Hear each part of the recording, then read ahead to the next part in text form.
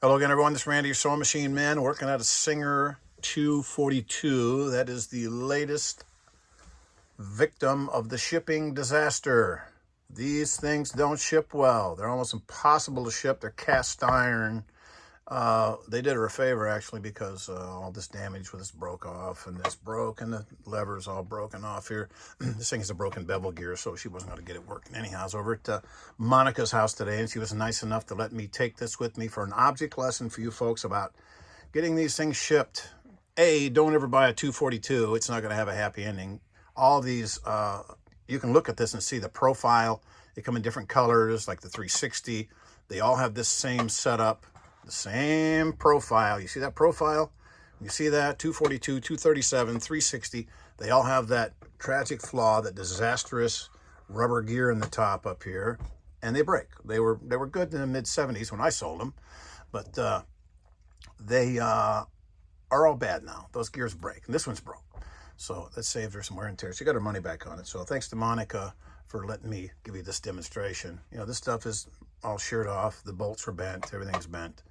So you got a pretty good whack, because you cannot isolate these properly so there's no movement in the box. But if you wrapped it with all the bubble wrap it would take to get it safe, it would be the circumference of like a 55-gallon barrel, huge drum. It'd be so big and fat.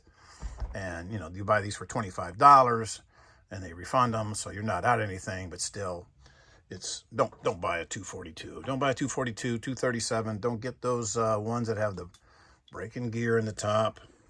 I say 237, I mean 237. 240, 230 series is good. 237, 238, they have metal gears on those, I think. I could be wrong. But anyhow, down there is the broken gear. It comes around right there, and it stops turning.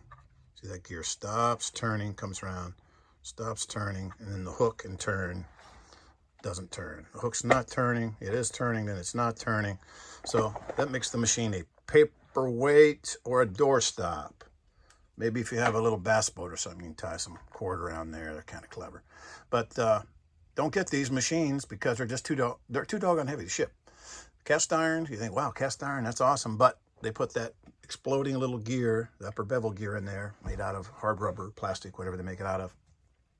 The original one was a real brittle plastic. The replacement is a hard rubber, but they don't last very long. This one's trash. So don't get these things. Thanks again to Monica. Now, while I got you here, for Dan, I'm going to show you something, because Dan has a 401 that has the same setup as this machine right here. Same setup. It's got the hook down here, same bobbin case, same bobbin, 66 class. And his is hanging when it comes around. Hanging when it comes around. And I did a video on this earlier, way back, I don't know, maybe a year ago, I don't know, about taking the bobbin case out. You know, it sits in there. Position bracket lifts up and over. And of course, it lifts right out. No big deal. And this one, it's got the same as this one. They all have the same affliction right here. Let me get in my jeweler's loop. Let's see if I can get this thing. Well, I'll try to blow it up first. That's good. I can blow it up real pretty. Right there. See how that's got the chunk out of it? That can't be there. That'll cause the thread to hang. And what Dan's experiencing, the thread is coming around instead of sweeping over the top, catching the thread in the bobbin. It's hanging right there. It's hanging on that. And I have one here from way back in the day.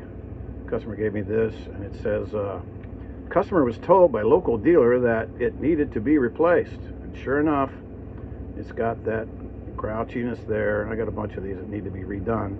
But what you do is you get a file. That's not a metal file. It's going to be a diamond file. A diamond file has, you see the sparklies in it?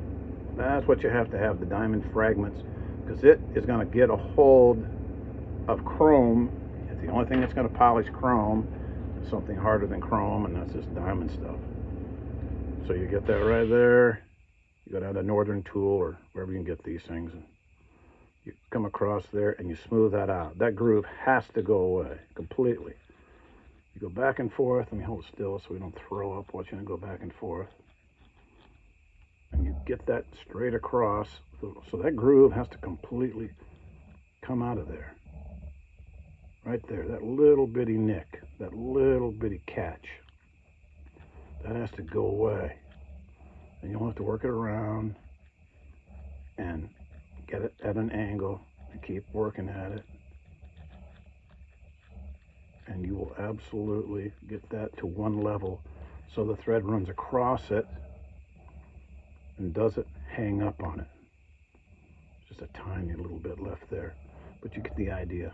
It's got to be a small file, and it could be maybe a small square file. I got all the different angles.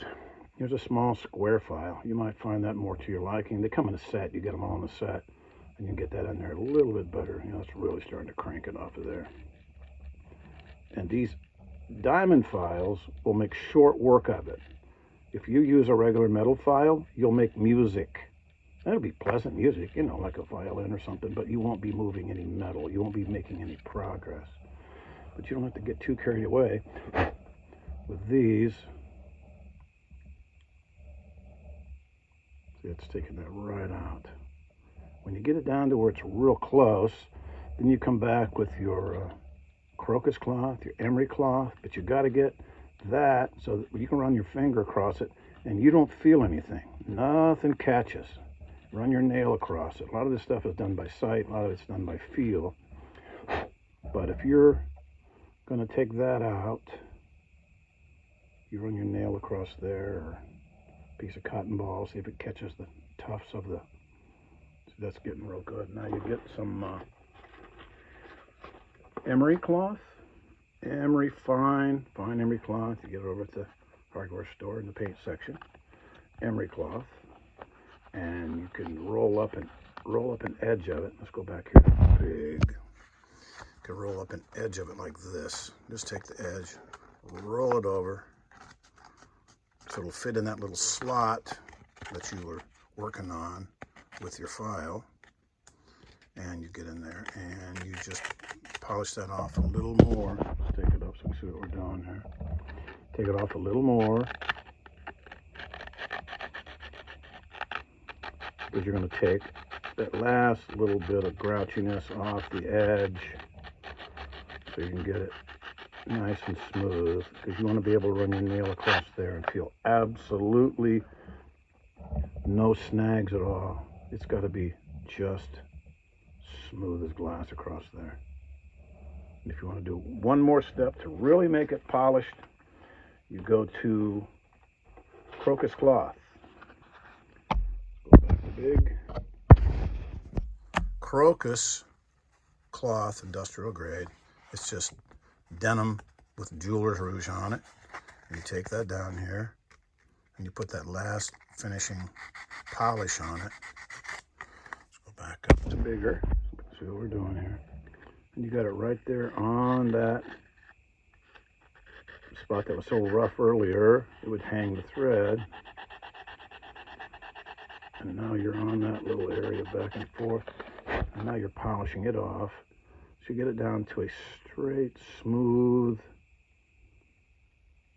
so the thread doesn't hang on it. The thread will scoot across it. You run your finger there and you don't feel anything causing any kind of resistance at all. And then you have a reconditioned bobbin case. Now see, when this lady took her machine in, her 401, she took it into the dealer.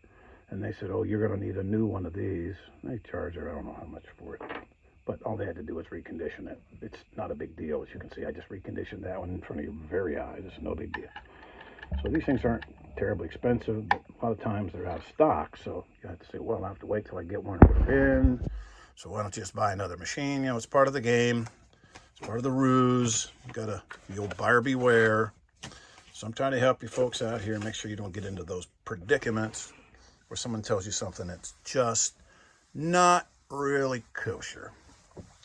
So that's for Dan on reconditioning that bobbin case. And we say thanks to Monica for letting me use her trash machine.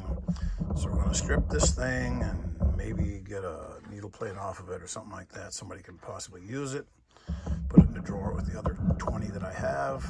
Hopefully somebody will want them one day. But don't buy these machines. They don't ship And even if they do, the upper bevel gear is going to be broken. So thanks to Dan for the suggestion, and thanks to Monica for the machine. Appreciate it. Thanks.